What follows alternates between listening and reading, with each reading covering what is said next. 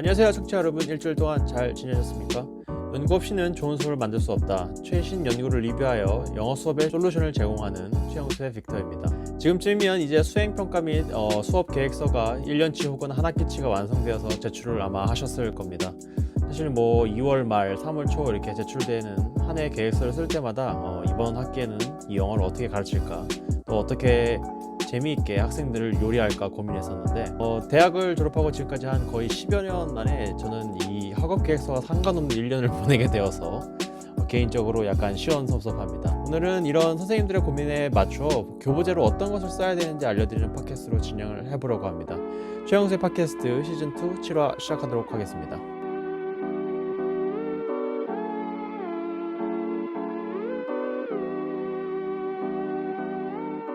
오늘도 덩컨과 엠마 나와 있습니다. 인사 한번 해주시죠. 안녕하세요, 엠마입니다. 네, 안녕하세요. 덩컨입니다. 반갑습니다. 일주일 동안 어떻게 지내셨습니까? 짧군요.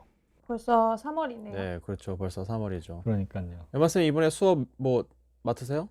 이번에는 영어 독해 수업을 해야 돼가지고 다시 또 고민에 빠졌습니다. 주변에 영어 독해 어떻게 배웠냐 물어보면 다들 진짜 뭐 강독식으로 배웠대요. 네네네. 진짜로 교수자가 한 문장씩 구문 분석을 하면서 해석을 해줬대요. 최악이죠. 근데 다른 방법이 있을까 싶은 거예요. 고민에 휩싸였습니다. 그 옛날에 제가 1학년 때 만난 교수님 같은 경우에는 그렇게 강독식으로 하고 그 시험을 클로즈 테스트로 봤어요. 와, 너무 심하다. 그러니까 단어를 넣어야 되는 거죠. 그 문장에 해당하는. 그렇죠. 네. 와, 그럴 수 있네. 정말 그 시험 정말 너무 힘들었는데. 근데 그게 막 엄청 막 50년 전 얘기가 아니잖아요. 맞아요. 그렇죠. 불과 10몇 년 전? 10년 전? 와, 이 정도니까. 그렇구나. 아직까지도 그렇게 하시는 분들 많을걸요, 아마.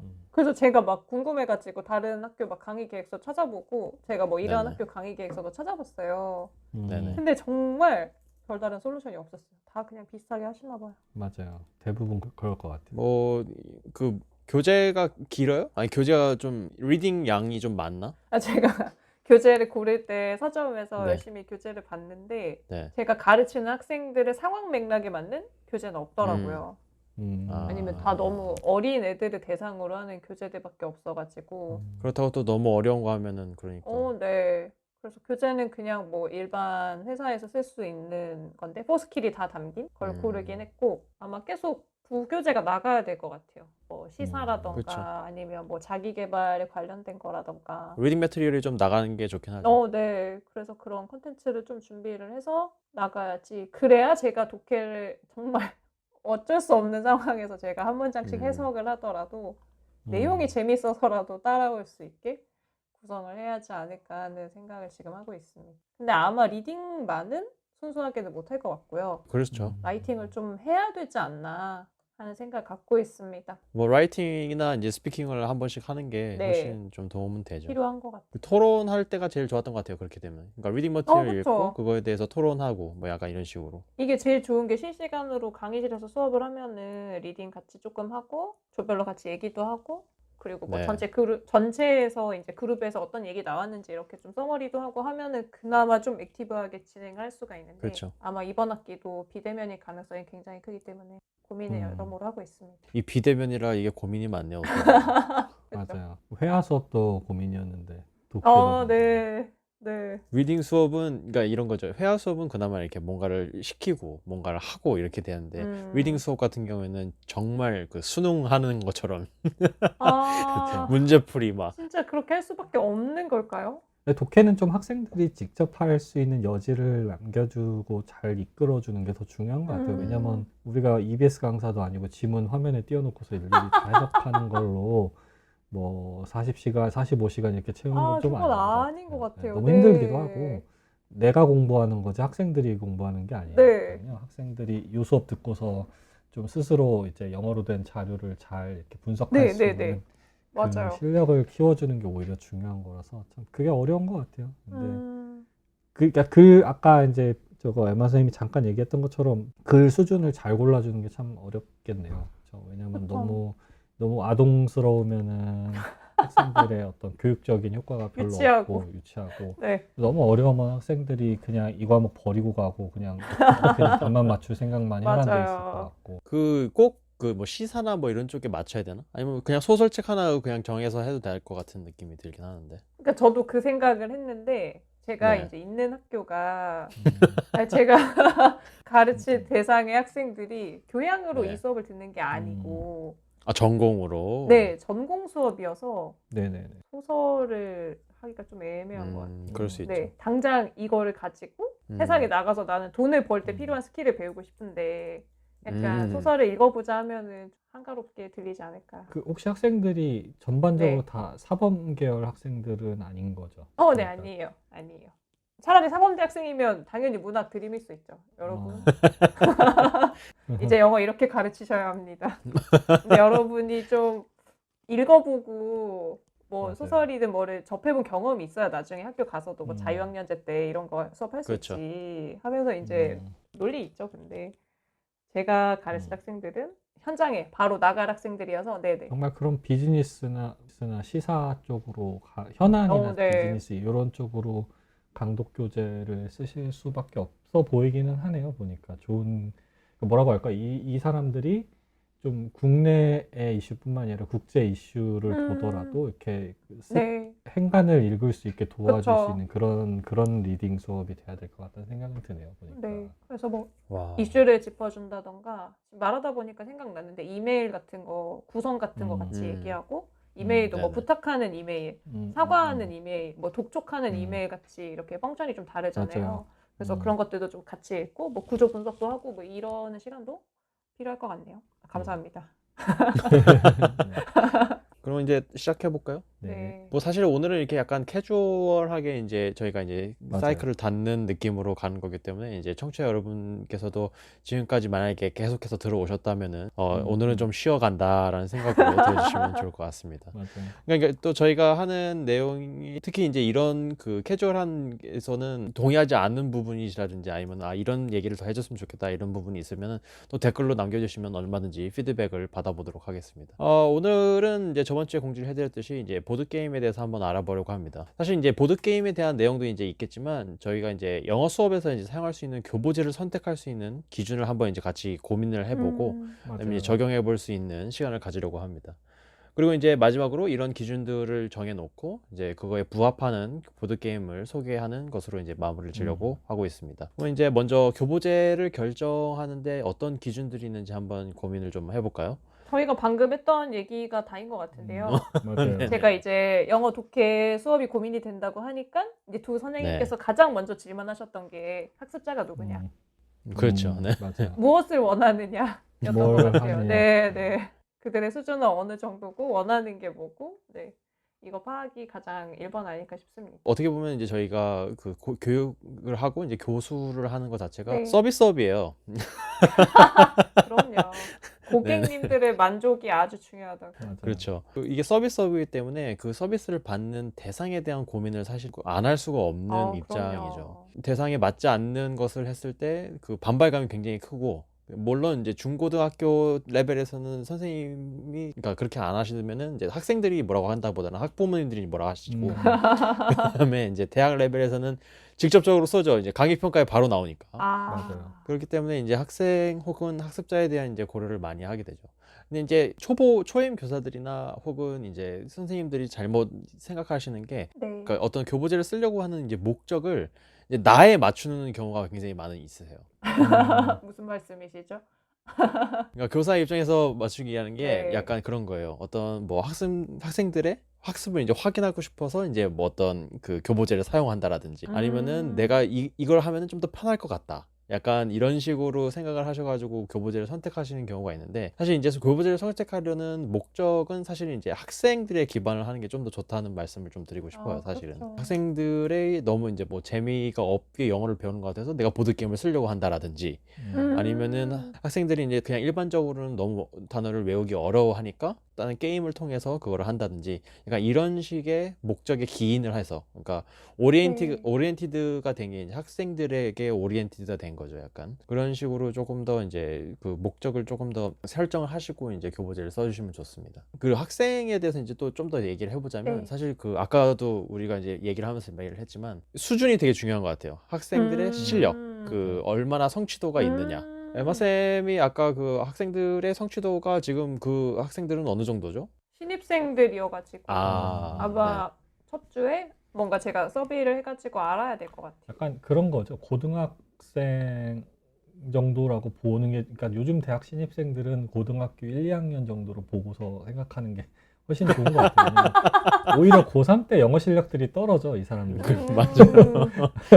너무 재밌어요. 실험 영어에 이게 집중이 아, 돼가지고 그쵸. 오히려 네. 떨어지죠. 그리고 본인들이 영어 점수가 목표였던 학생들이 아닌 이상은 영어를 이렇게 제쳐놓고 다른 과목에 힘써서 확실히 고3 때 좀 요즘 영어 실력이 많이 떨어지거나 영어를 까먹는 경우를 되게 많이 해요. 왜냐면 요즘 그 절대평가 이런 거를 등급제다 보니까는 그 영어 과목 자체가 약간 암기 과목처럼 바뀌었어요. 그러니까 EBS에 나온 모든 지문, 뭐 토픽, 맞아, 외워야 요약집 이런 되고. 거 쫙 보고 맞아요. 들어가고 뭐 이런 식으로 바뀌어서 약간 요즘 대학교 신입생은 고1이나 고2에 초점을 두고서 교재를 고르되 교재가 고등학생용이 아닌 것, 막 이런 식으로 골라야 되는 약간 그런 문제가 좀 있는 것 같아요. 생각해보니까 전국적으로. 네. 그럴 수 있죠. 이 교보제를 선택할 때 있어서 그 학생들의 성취도가 참 고민이 많이 되는 거예요. 이걸 학생들의 수준보다 조금 더 어렵게 하는 게 그 인지 쪽에서는 I+1이라고 하잖아요. 그런 것처럼 이렇게 그런 조금은 어려운 거를 이제 챌린저블하게 만들어야 되는데, 그렇게 교보제를 쓸 수 있도록 만들어 놓은 교보제도 많이 없거니와, 플러스 그게 이제 그 플러스 1이 아니라 이제 플러스 2가 된다든지 3가 돼버리면 학생들이 이제 또 좌절해버리는 그런 맞아요. 현상이 일어날 수 있기 때문에, 그러니까 우선은 학생들의 성취도가 얼마인지를 정확히 판단할 수 있는 어떤 그 자료가 있어야 된다는 거죠. 그쵸. 어떻게 보면은 네. 뭐 내가 그 학생들을 위해서 나중에 교보제를 만드는 한이 있더라도 먼저는 우선이 돼야 되는 게 학생들의 성취도가 어느 정도인지 한번 보는 게 되게 중요할 것 같습니다. 네. 우리가 커리큘럼을 보면은 이제 계획을 할 때 어쨌든 개인이 맘대로 짜는 교육 과정도 있지만 어쨌든 대부분 어느 영향 아래 있는 거잖아요. 그 대학의 영향 아래 있든 뭐 그 고등학교나 교육부의 지침 아래 있든 수준과 어떤 범주를 다 정해준 거 안에서 이제 좀 우리가 커리큘럼을 짜는데, 그렇죠. 이제 그 대커리큘럼 안에서 학생들의 수준에 맞춰서 이제 교보제 내지는 교재를 고르게 돼 있어요. 그렇죠? 그래서 네네. 실업계 학생들일지라도 어쨌든 국정, 검인정 교과서 안에서 영어 교재를 선택해서 그들 역시도 그들이 가지고 있는 영어 능력이 최대한 향상되도록 하는 게 교사의 목표이고, 심지어 특목고 학생들이라고 할지라도 영어 성적이 아무리 잘 나올지라고 할지라도 그 안에서 이제 교재를 고른 다음에 뭐 부교재를 다른 걸 쓰는 한이 있어도 그렇게 되는 거잖아요. 그래서 네네. 좀 우리가 교보제를 고른다라는 것도 좀 그런 그 측면이 있는 것 같아요. 이 학생들의 어떤 수준이라든지 어떤 진척 정도 안에서 이들의 활동을 좀 더 촉진시켜주기 위한 어떤 보조 수단이 되는 거죠. 그게 미디어일 수도 있고, 네. 오늘 우리가 네네. 조금 더 얘기해 볼 그쵸. 수 있는 어떤 일종의 어떤 유희 활동일 수도 있는, 뭐 보드게임 유일 수도 있고, 뭐 단체 활동일 수도 있는 것 같은데, 결국 이제 우리 빅터 선생님이 잠깐 얘기했던 것처럼 학습자의 어떤 성향이라든지 수준이라든지 뭐 네. 혹은 학습 경험의 어떤 종류에 따라서 천차만별인 건 확실히 맞는 것 같아요. 그리고 이제 이제 보드게임 얘기를 약간 영어 성취도에 대해서 이제 같이 이제 접목시켜서 얘기를 하면은, 보드게임은 사실 이제 말로 하는 게임들이 굉장히 많이 있잖아요. 맞아요. 그래가지고 일반 학생들한테 이거를 영어로 다 말을 하게 하면서 보드게임을 하게 하는 거는 뭐 외고가 아니고서는 사실 거의 네. 불가능한 사실 실정이잖아요. 사실 한국 교육 그쵸. 상황이. 룰을 설명하는 것부터 쉽지 않을 것 같아요. 그렇죠. 영어로 룰을 설명한다면 만약에. 그 선생님들도 영어 룰에 익숙하지 않고요. 그렇죠. 그리고 학생들은 그거를 들음으로써 오히려 보드 게임이 아니라 또 다른 그 태스크나 아니면은 시험처럼 느껴질 수 있기 때문에 네. 확 그 앵자이티 레벨을 높인다든지 아니면 동기가 확 떨어진다든지라는 그런 그 부작용을 날 수가 있긴 있죠. 이제 초보 선생님들이 이제 많이 고민을 하시고 또 실수를 하시는 게, 게 이 교보제를 선택을 하면은 교보제를 그대로 쓰려고 하는 약간 경향이 있으세요. 강박이 있는 거죠. 우리 이거를 선택했으면 네. 끝까지 안 하면 이걸 한 게 아니다라는 그런 강박이 있죠. 그런 강박이 있으셔가지고 뭐 그 학생의 이제 성취도나 그런 게 이제 내가 잘못 판단해가지고 교재를 선택을 했으면 그걸 이제 변형해서 쓰셔야 되는데 그냥 그대로 가려고 하는 그 경향성들이 있으신 분들이 있으셔서 그거를 이제 조금 그 교보제를 내가 결정을 했더라도 그 상황에 맞춰서 또 이제 가변을 할 수 있다는 거를 항상 미리 염두를 해두시고 생각을 뭐 보드게임 룰 같은 경우에도 꼭 그걸 다 지키실 필요가 없거든요. 내가 학생들에 맞춰서 변형을 한다든지 네. 아니면은 학생들에 또 이제 맞춰서 내가 조금 더 그 수준을 낮춘다든지 약간 그런 식으로 해가지고 할 수도 있기 맞아요. 때문에 사실은 교보제를 선택했을 때 그거를 그대로 쓰는 게 아니라 약간 학생들의 성취도나 혹은 상황에 맞춰서 바꿔야 된다라는 말씀을 드리고 싶었습니다. 우리가 바둑이랑 장기판을 두고서 알까기로 하는 이유가 다 그런 거 아니겠습니까? 장기랑 바둑은 어려우니까. 초등학교 저학년이나 유치원생들 대다수의 그런 학생들은 알까기부터 가르치고 룰은 천천히 가르칠 수밖에 없죠. 물론 뭐 영재들은 뭐 어린 나이부터 둘 다 잘하겠지만. 네. 그리고 그 뭐 이제 학생 실력 이제 성취도에 따라서 이제 봤을 때 사실은 영어에서는 어떻게 보면은 약간 나뉘어졌다고 하는 게 이제 단어, 그다음에 문장, 그다음에 뭐 말 약간 이런 식으로 나눌 수가 있긴 있어요. 맞아요. 물론 이게 뭐 이렇게 뭐 인위적인 구분이라고 이제 얘기를 할 수도 있긴 있지만 사실은 어떤 교보제를 선택을 할 때 있어서 어떤 단어 수준, 그다음에 문장 수준, 그다음에 이제 글 수준 약간 맞아요. 이런 식으로 혹은 뭐 말 수준 이런 식으로 이제 나눠가지고 교보제를 조금 더 변형을 할 때 그 기준을 잡을 수 있으면 조금 더 쉬울 수도 있습니다. 우리가 살펴볼 이 보드게임 같은 경우에는 어떤 뭐 어휘의 수준이나 문장의 복잡성 이런 걸 가지고 수준을 나누고 있지는 않고 대다수 뭐 연령이라든지 뭐 함께 할 수 있는 그렇죠. 플레이어의 숫자라든지 그렇죠. 뭐 이런 게 이제 중요 기준이 되는 거잖아요. 나누는. 근데 우리가 이제 네네. 학습에서 보드게임 내지는 어떤 게임을 활용한다고 할 때는 외국어를 사용한다든지 외국어 정보를 이용해야 된다라는 상황을 가정할 때는 어떤 게 좀 참조 요인 내지는 좀 꼭 살펴보거나 꼭 짚고 가야지 될까요? 예를 들면은 이제 그거를 이제 대답을 하기 위해서는 사실은 이 보드 게임의 특성을 좀 네. 알아야 되긴 해요.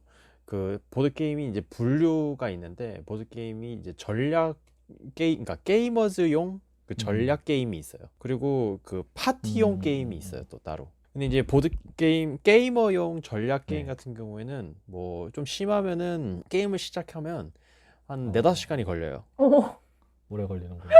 네. 엄청나네요. 그러니까 그 4-5시간이 음. 최소예요. 한 뭐 하루 엄청난 종일이 일이네요. 걸리는 네. 게임이니까. 그렇기 때문에 그런 게임들은 그 플레이어 간의 인터랙션에 따라서 내 액션을 계속 다르게 움직여주고 약간 그런 그 전략적인 요소가 들어가서 전략 게임이라고 이렇게 얘기를 하는 네. 경우가 있고요.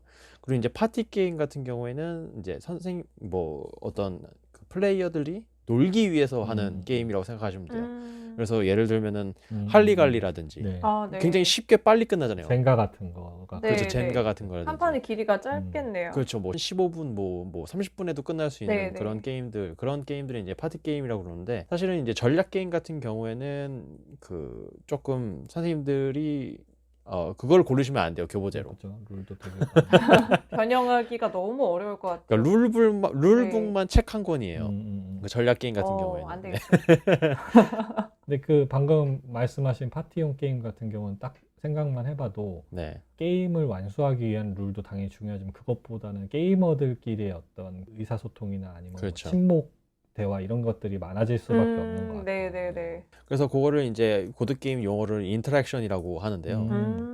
근데 이제 인터랙션이 그 영어 교육 쪽에서는 그 이제 말로써 하는 인터랙션이잖아요. 네. 근데 이제 보드 게임에서의 인터랙션은 플레이어들 간의 행동들을 이제 인터랙션이라고 보는 거예요. 근데 이제 그게 말이 될 수도 있고 아니면 일꾼을 노는 거일 수도 있고 이렇게 되는데 파티 게임은 그 많은 부분이 이제 말로써 되는 부분이 많기 때문에 이제 영어 교육과 조금 더 맞을 수 있는 그런 요소가 있을 수 있죠. 네네. 근데 이제 그 파티 게임들 중에서도 사실 그렇게 그 말로 하는 인터랙션이 많이 없는 경우들도 있어요. 그러니까 예를 들면은 할리갈리 같은 경우에도 사실은 말 하나도 안 해도 그냥 할 수 있잖아요. 할 수 있어요. 그리고 젠가도 그냥 말 없이 하나 빼. 그것만 하면 그거 하면은 될 수 있는 경우라서 짧고 그다음에 한정된 표현을 가지고 쭉 쓸 수 있는 그런 게임들이 되게 많은 것 같아요. 그런 면에서 어떤 부분 그렇죠, 그렇죠. 다양할 필요가 없는 거죠, 표현들이. 네, 한정된 걸로만 계속 얘기를 하기 때문에 사실은 음. 영어 학습이 될 수 있는 부분은 사실은 없죠. 음. 그래서 오히려 그 이 분류 중에 워드 게임즈라는 워드 게임 혹은 워드 게싱 게임이라는 분류가 있어요. 카테고리가. 네네, 따로 있을 정도로. 어. 네, 따로 있을 정도로 그런 게임들이 굉장히 서양권에서는 굉장히 많이 하는 게임들이거든요. 예를 들면은 아주 간단한 게임으로서는 그냥 이렇게 몸으로 마리오처럼 단어를 주고 몸으로 말하게 하는 그런 그 게임들 있잖아요. 그런 것들이 이제 보드 게임에도 있어요. 그래서 제가 이제 그러니까 그런 류들은 사실은 그 말 자체 아니면 그 단어를 설명하기 위해서 내가 영어로 설명을 해야 되잖아요. 그렇죠. 그렇기 때문에 조금 어려울 수도 있어요. 근데 그거보다 이제 좀 더 음. 이제 낮은 단계로 가면은 단어만 얘기를 해서 단어를 알아내게 혹은 그 맞죠. 카드를 알아내게 하는 그런 게임들도 있죠. 네, 그래서 워드 게임, 워드 게싱 게임이라고 이렇게 붙어 있으면 조금 우리 영어 교육 쪽에 접목을 시킬 수 있을 만한 게임들이 있다고 생각을 맞아요. 하시면 됩니다. 그런 게임 중에 가장 대표적인 게 스크래블이라든지 아니면 워드 서치라든지 뭐 이런 게임들이 사실 워드 게임 분류에 들어가는 애들이거든요. 스크래블도 많이 하고 데블인가 그런 게임도 많이 했던 것 같아요. 그러니까 비슷한 종류의 게임이었던 것 같아요. 네. 단어 맞추고 추측해내고. 그래서 굉장히 고전적인 게임 중에 타부라는 게임이 있어요. 오. 그 타부가 사실은 금기 뭐 이런 뜻이잖아요. 그 네. 영어로. 근데 그 타부 게임 같은 경우에는 맨 앞에 그 카드를 한 사람이 이제 설명을 해야 돼요. 그 카드에 있는 단어를 설명을 해야 되는데 그 맨 위에 있는 단어를 설명을 해야 되는데 그 설명을 할 때 말하지 못하는 단어들이 몇 개가 있는 거예요. 동의어들을 예를 들면 말 못하게 한 다음에 설명을 하게 된다든지. 네네. 그래서 예를 들면은 이어북을 설명을 해야 돼요. 네네. 근데 사용하지 못하는 단어들이 photos, class, sign, memories, school. 요거는 말을 못하고 이어북을 설명을 해야 돼요. 뭘로 설명해요, 그럼? 그래서 되게 어려워요, 생각보다. 너무 와 되게 제한적이다. 그리고 그 단어에 포함되어 있는 단어는 또 쓰면 안 돼요. earbook이니까 ear하고 book은 쓰면 이열도 안 안 돼요. 되고 네, 그걸 또 말을 하면 안 되고. 그렇죠. 근데 그렇게 하는 게 영어 학습에 도움 될까요? 이 설명력을 기르는 데는 굉장히 도움이 많이 되는 게임 중에 하나예요. 그런가? 왜 그러냐면은 이 단어를 쓰지 않고 네. 내가 다른 단어로 계속 그 뭐랄까 그러니까 동의어는 아니지만 뭐라고 하죠? 그 얼터네티브 단어를 계속 생각해내야 맞아요. 되잖아요. 어... 그렇기 때문에 그 영어 학습에 굉장히 도움이 많이 되죠. 특히 어휘 학습에 그렇구나. 굉장히 도움이 많이 되는 게임이고요. 두 가지 측면이죠. 이렇게 설명하면 안 되는 단어도 공부를 하게 되고 자기가 그걸 그렇죠. 피해서 계속 또 머리에 설명을 해야 맴돌 되니까. 것 같아요. 받아서. 네. 그렇구나. 근데 이제 이거를 그 보드 게임 자체를 사면은 진짜 어려운 것들 많아요. 예를 들어서 뭐 아, 실버스타 스텔론이라는 배우를 아세요? 저거 람보. 예, 몸 람보. 좋으신 분 아니에요? 그 몸 좋으신 분. 람보, 로키. 어, 근데 그 실버스타 스텔론을 설명을 해야 되는데 람보, 로키, 뭐 와. 바디, 머슬, 팔다리 뭐 다 잘라졌다. 액션 이런 걸 다 쓰면 안 돼요. 그러니까 아무것도 안 되고 아. 시작을 하는 거라서 이게 학습자들이 이제 봤을 때는 조금 어려울 수가 있기 때문에 제가 이제 제가 써본 결과로는 그렇게 어려웠기 때문에 조금 변형을 시켜야 돼요, 이런 것들은. 그래서 하나만 쓸 수 있게 해준다든지 예를 들면 그런 식으로 이제 그렇죠. 난이도 조절을 해주는 그렇죠. 난이도 조절을 해주든지 아니면 제가 제작을 할 수가 있어요, 이거는.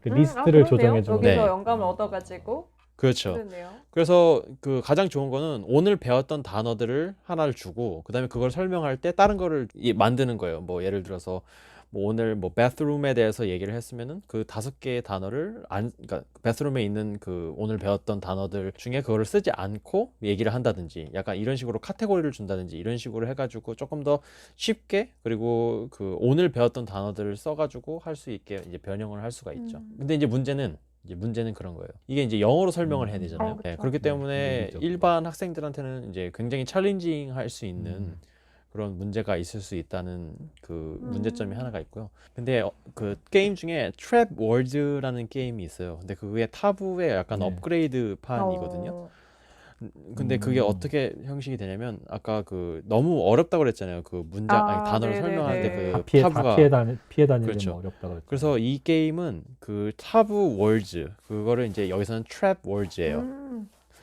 그래서 그 트랩 월즈를 상대편이 결정하게 해줘요. 그래서 뱀픽을 상대한테 주는 그렇죠. 네. 뱀픽을 상대한테 줘가지고 상대방이 그 쓰지 못하는 단어들을 먼저 써놓는 거예요.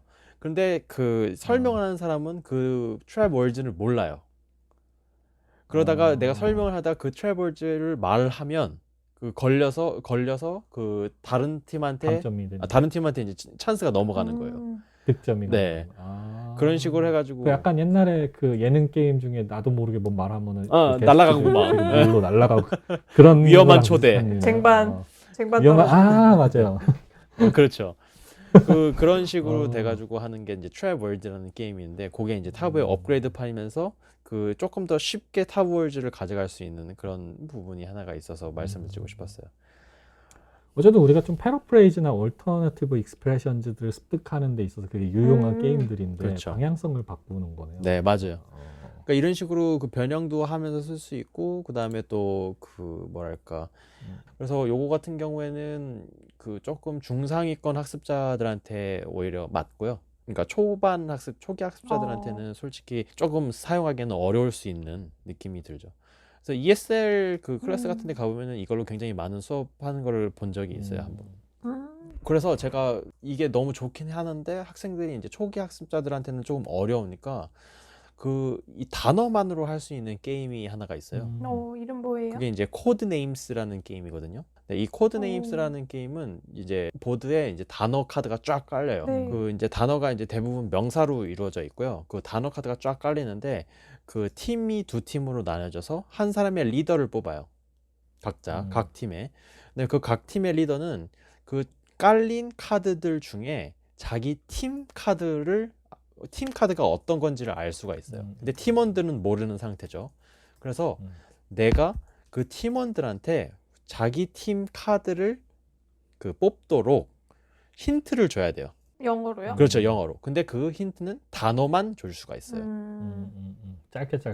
말해서 힌트를 줘서 이걸 그렇죠. 골라라라고 이제 종용하는 거군요. 네. 근데 이제 단어들이 되게 여러 가지예요. 뭐 roam도 있고, nut, 뭐 point, trip, 뭐 이런 게 되게 많은데 그 단어들을 내가 힌트를 적게 줘가지고 그 단어 카드를 뽑게 만들어야 되잖아요. 네.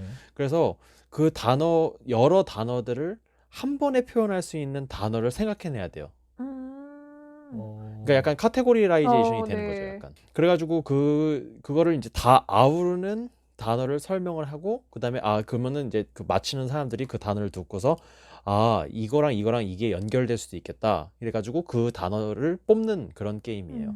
팀원들이 이제 여러 개를 그러니까 정확하게 그 우리 팀의 단어를 더 많이 뽑으면 더 적은 턴에 더 많이 뽑을수록 이제 득점에 유리한 게임이라는 거죠. 그렇죠. 그렇죠, 설명을 한 그렇죠. 번에 했을 때. 뭐 예를 들면 10개의 단어 카드가 있는데 3개가 우리 팀 단어 뭐 이런 식인 거예요? 아니면 단어 카드는 하나만 그렇죠, 맞아요. 하는 다섯 개, 건가요? 다섯 총 개가 있어. 총 25개가 단어가 깔려요, 네. 총. 그럼 우리 팀 단어는 몇 개예요? 그 자기 팀 단어가 팀 A, 팀 B가 있는데 팀 A는 5개, 팀 B는 4개 이런 식으로 돼요. 그래서 팀 5가 먼저 시작하는 거예요. 대신 많은 대신. 그런 다음에 그거를 단어를 하나만 줘가지고 그거를 모두 아우를 수 있는 단어를 주는 거예요. 그런 다음에 그거를 하나 뽑고 맞으면 또 다른 걸 뽑을 수 있는 기회를 줘요. 그러니까 한 그러니까. 힌트를 줘서 여러 개를 뽑을 수 있어야 조금 더 좋은 힌트가 되는 거죠. 그래서 이게 생각을 굉장히 많이 해야 되는 게임이에요. 지금 빅터님이 얘기하는 걸 들어보니까는 이게 게임 자체 수준은 이렇게 즐겁고 좀 초급자한테 맞춰서 줄 수 있는데 초반에 룰 정도까지는 이제 우리가 한국인이니까 한국어로 쫙 설명해주고 게임 시작하면 영어로 잘 그거를 그렇죠. 고를 수 있도록 해봐라라고 하는 것만으로도 충분히 동기부여하기엔 좋은 것 같아요. 이거를 막막하다라고 생각할 수 있는 포인트만 딱 넘겨버리면 재미로 딱 바뀌기 좋은 그 전환점이 딱 보이네요, 보니까. 그래서 제가 이걸 썼을 때는 당연히 이제 그 룰 같은 경우에는 한국어로 줬고요. 한국어로 이게 이제 또 한글판도 나와 있어서 영어판을 사셔야 돼요. 영어 교재로 쓰시려면. 근데 이게 문제점이 두 가지가 있는데 하나는 그 이 깔린 단어들이 대부분 명사예요. 그래서 그 명사 이외의 단어를 익히기엔 조금 어려울 수 있어요. 네. 품사 측면에서 그렇죠. 품사 네. 측면에서. 그리고 내가 그 형용사로 이제 카드를 만들었다 하더라도 그거를 설명하기가 굉장히 아, 어려워요. 형용사 같은 그러네요. 경우에 특히 더. 까다롭죠. 범주화하기가 되게 어려우니까. 그렇죠. 그래서 오히려 조금 그 품사적인 측면에서는 명사만 익힐 수 있기 때문에 조금 그런 맹점이 있고요. 그래서 이제 제가 고안을 했던 그 방법이 힌트를 형용사나 부사로 주려고 노력을 해봐라. 약간 이런 식으로 얘기를 하긴 했었는데 그럼에도 불구하고 형용사로 명사를 표현하기가 굉장히 어렵거든요. 그렇네요. 그렇기 때문에 그런 좀 문제가 있을 수 있고요. 이제 두 번째 문제 같은 경우에는 이것도 어려워할 수 있어요. 이 명사들을 잘 모르면. 그래서 그 코드네임에 그 베리에이션이 있는데 그 코드네임 픽처스라는 게 있어요. 또 따로. 오. 그거는 그 밑에 깔린 그러니까 단어 카드가 아니라 그림 카드. 카드예요. 아, 그럼 좀 난이도 조정이 훨씬 네. 쉽네요. 그렇죠. 근데 그 그림 카드가 되게 여러 가지를 포함하고 있어요. 지구본인데 지구본에 그 동그란 그 지구가 아닌 뭐 공이 있다든지 그리고 뭐 펭귄 모양인데 펭귄 모양 아이스크림이에요. 뭐 이런 식으로 이렇게 그림이 약간 조합이 된 느낌의 그림들이 많이 나와요. 그래가지고 그거를 설명할 수 있는 단어를 선택하게 하는 게 조금 더 그 어떻게 보면은 그림을 이제 말로 이제 표현을 하는 거기 때문에 조금 더 그게 나을 수도 있어요. 형용사나 어떤 품사적인 측면에서는. 그래서 그리고 또 그 진입 장면도 그냥 일반 코드네임보다는 코드네임 픽처스가 조금 더 낫고요. 요즘은 또 이제 아무래도 코로나 때문에 이런 그 소위 말하는 이제 오락 활동들마저도 학생들 데리고 하는 오락 활동마저도 비대면으로 해야 되니까 그렇죠. 요런 보드 게임들이 이렇게 외부로 잘 구현이 되는 게 정말 또 관건인 것 같아요. 얘기를 나누다 보니까 뭐 우리가 수년 전에 이제 그 브루마블이라는 게 이제 핸드폰 게임으로 모바일 버전으로 모두의 마블로 맞아요. 탄생을 해서 대박을 네. 쳤었잖아요. 물론 이제 네네. 교육적인 개념과는 다른 대박이지만, 근데 이제는 이제 불가피한 것 같아요. 이제 뭐 배송을 각자 집으로 해가지고 이렇게 뭐 보여주거나 할 수가 없는데 이 정말 턴테이킹이라든지 아니면 의사소통 기회라든지 이런 것들을 잘 컨트롤할 수 있는 툴이 포함된 그런 보드 게임이 이제 웹 버전 내지는 아니면은 뭐 플러그인 버전으로 정말 있으면 좋겠다고 느끼고, 방금 말한 코드네임 같은 경우도 잘만 구현하면은 학생들의 어떤 어휘 학습, 어쨌든 뭐 품사가 한두 개로 한정이 되는 효과가 있을지라도 어쨌든 초급 학습자들한테는 되게 유의미한 활동들인 그렇죠. 거잖아요. 그것도 하면서 뭐 학생들의 어떤 동기를 높이고 좀 주의를 환기시킬 수 있는 그런 용어로도 되게 좋겠다라는 생각이 드네요. 이제 많이 구현이 됐는지는 모르겠지만 실제로 온라인으로 할 수 있는 그 플랫폼이 있고요. 그 테이블탑 시뮬레이터라는 그 프로그램이 있는데 그 이제 뭐 스팀 게임에서 살 수 있는 그 프로그램이에요. 그래서 그거를 구입해서 그다음에 코드네임을 또 따로 구입해야 돼요. 그 시뮬레이터는 시뮬레이터고 그다음에 게임은 또 따로 게임을 그 온라인으로 구매를 하면은 그 안에서 그 모든 카드들이 구현이 돼 있어요. 그래서 거기에 이제 참여한 사람들은 테이블탑 시뮬레이터로 이제 다 플레이를 할 수가 있죠. 약간 그런 거를 이제 줌으로 이제 선생님 혼자 띄워놓고 그 학생들이 이제 반응을 하면은 그거를 이제 선생님이 뒤집어주거나 뭐 이렇게 해주는 그런 식으로 이제 구현을 할 수가 있습니다. 뭐 온라인으로도 이미 사용할 수 있어서 거의 모든 게임들이 요즘에는 뭐 사실은 못하는 게 아니라 안 하시는 거예요. 맞아요. 왜냐면 이게 연수와 훈련이 필요해요. 이것도 그렇죠. 이 애들이랑 놀아주는 그럼요. 것도 그 되게 많은 연수, 훈련, 연구 막 이게 엄청 필요한 거라서 저도 사실은 이런 압박을 되게 받거든요. 전 미국 와서 이제 한국어 수업을 맡을 일이 있어서 미국 애기들을 데리고 네네. 계속 놀아달라고 애들이 이제 줌 수업에서 그럼요. 하는데 이게 제가 지금 이제 이 온라인 플랫폼에서 놀아줄 엄두가 안 나는 거죠. 네네. 왜냐면 지네끼리만 재미있는 걸 시켜줘 버리면 방임이 그렇죠. 돼버리는 네. 거고, 그렇다고 내가 어떤 게임을 들고 오는 게임의 선택폭도 맞아요. 되게 좁은데 심지어 그 플랫폼마저도 지금 익숙치 않고 모르니까 공부까지 네네. 해야 돼서 되게 어렵다. 그렇다고 어몽어스를 시키자니 어몽어스가 한국어랑 뭔 상관이지? 라는 생각도 들고 뭐 그런 느낌. 여기서는 이제 한국어를 목표 네네. 언어로 그 어몽어스를 그 원래 채팅으로 그거를 하잖아요. 아니면은 뭐 말로써 이렇게 네네. 하는데 그때 그거를 다 한국어로 해봐라. 약간 이런 식으로 하면은 너무 난이도가 높으려나? 그렇죠. 맞아. 그렇게 해야 되는데 뭐 어몽어스 자체가 또 완전 이지 그건 또 아니니까 초급 그렇죠. 학습자 입장에서는 그렇죠. 줌으로 윷놀이도 할 수 있다고 들었는데 명절 맞이 한번 아, 그래요? 해보세요. 네, 맞아요. 그런 고전 것도 게임. 네. 맞아요. 오히려 이렇게 아날로직한 게 훨씬 더 나을 수도 있더라고요. 보니까 어쨌든 화면을 보여주면서 하는 거니까. 어몽어스를 말씀하시니까 갑자기 또 생각이 나는 게 이제 사실은 이런 보드 게임류 중에는 마피아 게임만 한 게 없습니다. 맞아요. 네, 어몽어스가 이제 마피아 게임이잖아요, 사실은. 그렇죠. 근데 그 마피아 게임을 그 보드 게임들 중에 카멜레온과 이제 웨어워즈라는 이제 보드 게임들이 있는데 그게 그러니까 마피아만 다른 단어를 가지고 있어요. 다른 참가자들이 모르는 거구나. 네. 그래가지고 그 단어를 찾아내거나 아니면 그 다른 단어를 가진 사람을 찾아내는 거를 할 수가 있어요. 근데 그 단어가 내가 다른 사람이라는 거를 확인하는 게 그 단어와 관련된 단어를 얘기를 함으로써 그 사람이 다른 단어를 가졌는지 같은 단어를 가졌는지를 확인을 하거든요. 그래서 예를 들면은 에마쌤하고 덩컨쌤 같은 경우에는 뭐 예를 들면은 펜이라는 단어를 가지고 있어요. 근데 저는 그 단어가 뭔지 모르든지 아니면 다른 단어를 가지고 있어요. 그러면 한 명씩 돌아가면서 그 펜과 그 타겟 단어와 관련된 단어를 얘기를 하는 거예요. 설명을 하든지 뭐. 그죠. 유도 신문에 그렇죠. 걸리지 않게. 그렇죠. 펜이니까 그 에마쌤 같은 경우에는 이거는 써야 되죠. 뭐 이런 식으로 얘기를 하는 거죠. 근데 써야 되는 게 사실 뭐 펜만 쓰는 게 아니라 여러 가지가 있잖아요, 그쵸, 사실은. 그쵸. 그죠. 네. 그리고 다른 나서 뭐라고 설명할 수 있을까? 펜이니까 이거는 뭐 아주 오래된 물건이죠. 이렇게 뭐 오래됐죠. 글자가 뭐 오래된 이런 물건이죠. 식으로. 뭐 이렇게 얘기하면 이제 되는데. 덩컨쌤이 그렇게 얘기하면 제가 이제 머리를 몰아가는 굴려서 거예요. 이거 이상한데 약간 머리 굴려서 열심히 그러면서 비슷한 말을 해야겠죠. 이게 쓸 수 있고 오래됐단 말이야. 그럴까?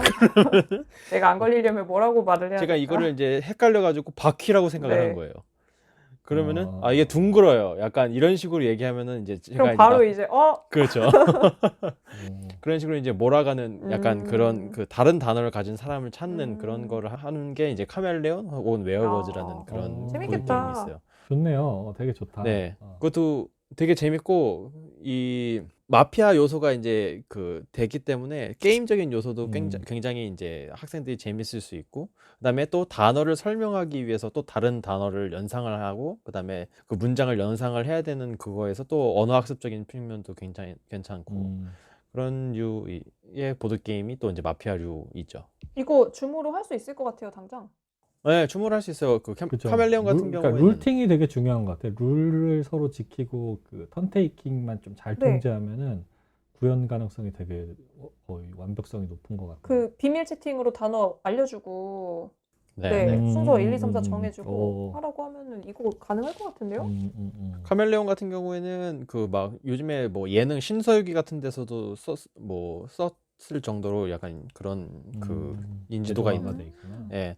얼마 전에 한글판이 나와가지고 요즘에 보드 게이머들 사이에서는 약간 대한글화 시대라고 해요. 모든 많은 영어 보드 게임들이 원래 영어로만 나오든지 아니면 다른 언어로만 나왔었는데 요즘에 한국어로 많이 나와가지고 굉장히 행복하지만 지갑은 얇아지는 그런 네. 마음은 그렇죠. 부자지만. 그게 이제 그 그렇죠. 맞아. 한국어로 번역돼서 싸게 이제 다 들어오는 거니까 살 게 또 많아진다라는 걸 또 그렇죠. 의미하는 거잖아요. 그리고 뭔가 약간 같은 게임이 두 언어로 나와 있는데 한국어가 가격이 싸면은 어지간한 매니악한 사람은 아니면은 가격 싼 한국어를 그렇죠. 더 사게 되는데, 그쵸? 그래서 영어를 사기가 또 망설여지고 막 그럴 것 같아요. 만약에 둘 다 나오면. 그래서 이제 정말 보드게임 매니아인 사람들한테는 고민이 되는 거지. 와, 이렇게 싼 게 있는데 참 내가 이거 눈물을 머금고 이거는 사지 말고 비싼 걸 굳이 원어로 사야 된다. 라는 그런 생각도 들 수도 있고 그런 것 같아요. 네, 이게 이제 단어 게임류고요. 그러니까 워드 게임 혹은 이제 워드 게싱 게임이라고 이제 카테고리가 이제 붙어져 네. 있어요.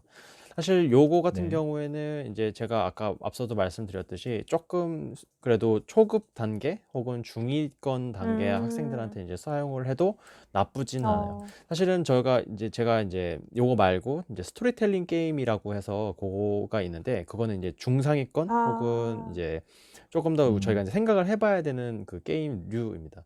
그래서 이거는 이제 또 다음번 사이클에서 그 저희가 네. 마무리를 짓는 그 사이클 팟캐스트로 이 스토리텔링 게임 혹은 이제 스토리텔링 보드 게임 아니면 이제 또 시나리오 베이스드 어. 게임이라고도 얘기를 해요. 네네네. 네, 그래서 그것들에 대해서 얘기를 해보고 오늘은 이제 워드 게임에 조금 더 포커스를 맞춰보도록 하겠습니다. 그래서 이제 그 학습적인 측면에서 사실은 이것들이 그 그러니까 그러니까 단어에 이제 포커스가 맞춰져 네. 있더라도 단어를 설명하는 그 말을 네. 함으로써 사실은 언어 학습을 좀 더 많이 풍부하게 할 수 있다는 그런 장점이 있긴 있는 것 같아요. 네네.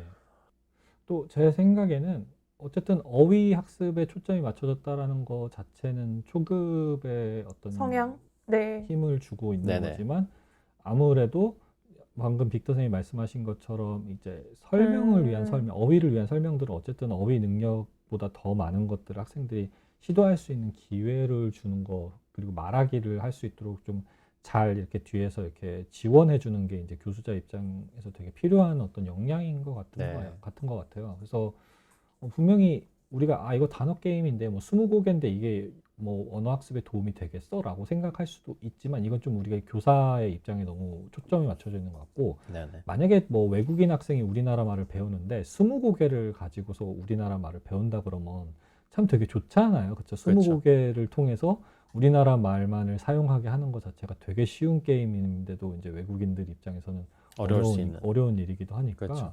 그래서 그런 것 같고, 또 제가 또 이 설명을 듣다 보니까 이게 가장 아이들의 외국어 학습을 초기 단계에서 부모님이나 가족이 즐겁게 해줄 수 있는 방법 중에 하나인 것 같기도 해요. 맞아요. 왜냐면은 우리가 한국인 부모가 영어를 가르친다고 아기들한테 할 때 어지간한 유관 전공자가 아닌 이상은 본인이 영어를 잘 모른다라는 그쵸. 어떤 그 자신감이 낮은 상태에서 네. 네. 거부감도 들고 틀린 걸 가르칠까봐 그럴까라는 그런 느낌이 드는데, 딱 어휘 수준을 가지고 재밌게 놀아주되 영어를 가지고 한다라는 것 자체는 딱 엄마나 아빠가 개입하기에 아무런 그 진입장벽이 그러네요. 없는, 아무런이란 표현은 좀 그렇지만 그래도 상대적으로 진입장벽이 낮은 거잖아요. 그래서 이 여가 활동에 대놓고 학습 의도를 보여주는 거는 아니고 간접적으로 보이지 않게 학습 의도를 보여주기에 부모님이 개입하기 참 좋은 것 같다. 네네. 그래서 부모와 아동이 함께 할 수 있는 게 단순하게 독서라든지 아니면 교수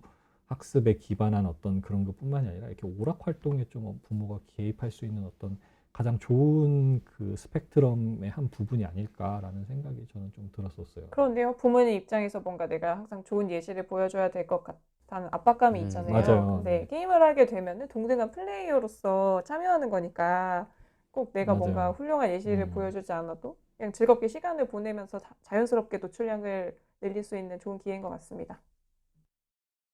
맞아요. 또 영어라는 미디엄 자체도 어쨌든 잃지 않고 그쵸. 있는 거니까. 네. 그리고 근데 이제 그 왜 엄마표 영어 혹은 이제 가족에서 하는 영어 네네. 그런 그 뭐 블로그나 아니면 이제 포스팅을 보면은 사실 이런 그 일반적인 게임보다는 영어 학습에 맞춰진 보드 게임이 있어요. 아예. 그러니까 영어 학습을 위해서 만든 보드 게임 뭐 약간 이런 식으로 나오는 게임들이 있는데, 그런 게임들이 이제 뭐 고피쉬라는 게임이 있거든요. 근데 개인적으로는 별로 안 좋아하는 게임들 중에 하나예요. 그런 류들을. 어떤 포인트가 그런 면이 있어요? 그러니까 뭐랄까 이게 너무 물론 이 단어 사용 자체가 디컨스트럭셔라이제이션 됐지만 여기서 이제 사용하는 단어들이나 이런 것들은 그래도 일반적으로 사용을 한다든지 아니면 그걸 설명하기 위해서 하는 것들이 제뉴언한 그 표현인데, 고피시나 아니면 그 영어 교육에 맞춰진 보드 게임 같은 경우에는 너무 인위적인 게 많아요. 약간 일방적으로 약간 배우는 느낌이랄까? 그래서 렉사일 지수를 높이기 위한 그렇죠. 어떤 예. 간접 도구로서 이제 게임을 활용하려는 게 느껴지는 그렇죠. 거군요. 그러니까 게임적인 요소보다는 학습의 요소가 좀 더 많이 가미가 된 아, 그런 게임들이라서 학생들이 처음에 할 때는 재밌게 할 수는 있지만 그게 지속성이 없어져요. 그냥 그것도 학습의 일종으로 그러니까 학습의 하나의 종류로 그냥 전락을 해버리는 경우가 있기 때문에 오히려 역효과가 날 수 있다는 제 생각이 들어요. 어휘 학습에 대한 어떤 되게 호기심이라든지 동기가 엄청 높은 아동한테는 그게 되게 상위 그렇죠. 학습자들의 놀이가 되겠지만, 이제 우리는 이제 일반적으로 어휘 학습이나 영어 학습을 좀 이렇게 버거워하거나 이제 좀 맛을 잃을까 봐 걱정되는 아이들을 대상으로 생각한다고 했을 때는 이제 고피시보다는 우리가 방금 말했던 좀 쉬웠던 것도 뭐 스크래블, 데블 뭐 그런 것들, 네. 아니면 뭐 코드 코드 네임 네임스. 이었나요? 네. 그런 것들이 좀 더 재미의 요소를 보장하면서 학생들이 사용할 기회를 더 주는 거죠. 그러네요. 네, 그렇죠. 말하다 보니까 보드 게임을 활용할 때는 정말 게임에 집중을 해야 되는 것 같아요. 1차 네, 목표가 맞아요. 언어 습득이 되면 안 되는 것 같아요. 망해요. 네, 망해요, 진짜로. 네. 그러니까 저도 뭐 그런 얘기를 되게 많이 들었어요. 도대체 보드 게임을 하는데 왜 자꾸 공부를 시키려고 하지? 공부시키는 게임은 다 없애버려라라고까지 과격하게 얘기하는 사람들도 네, 있었어요. 네. 그러니까 이게 어떤 언어 학습에 관련된 네. 담론이 아니라 보드 게이머로서의 담론 중에 그 교조적인 게임들은 제거시켜야 된다라고까지 얘기하는 그런 사람들이 있을 정도인데, 네, 네. 물론 이제 그게 무조건 네. 맞다는 얘기는 아니지만 우리가 이제 언어 교사로서 이 교수 학습의 일환으로서 가져오려는 게임에 교수 학습이 중요한 건 인정하는데, 그 교수 학습 활동은 분명히 다른 데서도 많이 하고 잠깐 주의 환기하는 데 있어서 얼마나 이 시간이 소중해요. 네. 그 소중한데 우리도 모르게 좀 그 교수 활동에 너무 음. 강점을 많이 두고 있지 않나라는 생각도 잠깐은 하게 되는 것 같아요. 네. 그러니까 그 엄마표 영어를 이제 보면은 사람들이 이제 그 학습에 더 이제 중점을 맞추면서 약간의 그 재미를 가미하려는 그런 느낌? 그러니까 재미를 하면서 학습을 하는 거는 아니고 네. 학습을 하는데 재미를 얻는 느낌이라서 그게 이제 그쵸. 조금 그러니까 약간 잘못됐다? 뭐 잘못됐다고 표현하기는 좀 그렇지만 약간 우려가 있을 수 있는 그런 부분이라서 제가 이제 그쵸. 깊이 하는 경향이 있습니다. 취향 차이니까요. 정답은 그, 없지만 뭐, 어쨌든 그렇죠. 우리의 해석은 그렇죠. 좀 아쉽죠. 네. 굳이 보드 게임 가져왔어야 네. 했나. 네. 그럴 거면. 네. 그럴 네. 거면 다른 거 하지. 왜 우리 막 예능이나 다큐멘터리나 뭐 아니면 여러 가지 가정에서 이루어지는 것들 촬영 같은 거 보면은 부모님들이 이렇게 애 재밌게 놀아준다고 말해놓고서 그 놀이 그쵸. 활동을 통해서 애 막 혼내고 뭔가 막 가르치고 그러니까. 있는 그런 거 되게 많이 거예요. 보잖아요. 근데 좀 놀게 네. 좀 해주지. 너 자전거 타는데도 이렇게 타면 안 되나 이런 느낌이잖아요. 그러니까 그래서 약간 좀 놀게 할 땐 좀 놀게 그쵸. 하자라는 게 아직까지는 좀 저희의 의견에 좀 네. 가깝다라는 생각도 들어요. 네. 그렇습니다. 사실 찾다 보면은 보드 게임이 무궁무진하고 많기 때문에 저희가 이제 설명드린 거 말고도 사실은 뭐 현업에서 쓰시고 계신 분들이나 아니면은 또 그 생각을 하시고 계신 분들이 많이 있을 거라고 생각을 해요. 저는 맞아요. 개인적으로는.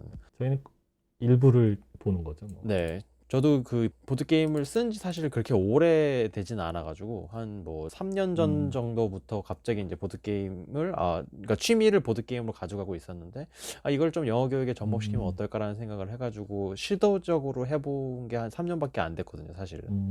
아직은 뭐 초보자적인 단계라고 볼 수가 있습니다. 아니에요. 저희한테는 완전 약간 뭐라고 할까? 약간 선진 그럼요. 선진 연수받고 기술 네. 완전 자극받고 네. 있어요. 와. 훌륭하십니다. 감사합니다. 그렇게 말해주시니. 그럼 저희 여기까지 네. 할까요? 다음번에 이제 저희가 이제 다음 주가 아니라 이제 다음번 사이클 마지막에는 또 이제 보드 게임에 대한 얘기를 하면서 이번에는 아까도 말씀드렸듯이 이제 스토리텔링 혹은 시나리오 베이스드 게임이라는 그 요소로 가져올 겁니다. 이제 대부분 이제 먼저 약간 프리뷰처럼 말씀을 드리면 이 스토리텔링 게임이나 아니면 시나리오 베이스드 게임은 그 협력 게임일 경우가 많아요. 그래가지고 그 경쟁이 아니라 어떤 한 가지 목표를 같이 달성을 해야 되는 그 코오퍼레이티브 게임, 그래서 협력 게임이 맞아요. 많아서 그 디시전 메이킹하고도 그 연결을 할 수 있는 약간 고난이도의 게임이라고 할 수가 있습니다. 뭐 그거는 이제 다음번에 확인을 한번 해보시면 될 것 같습니다. 네.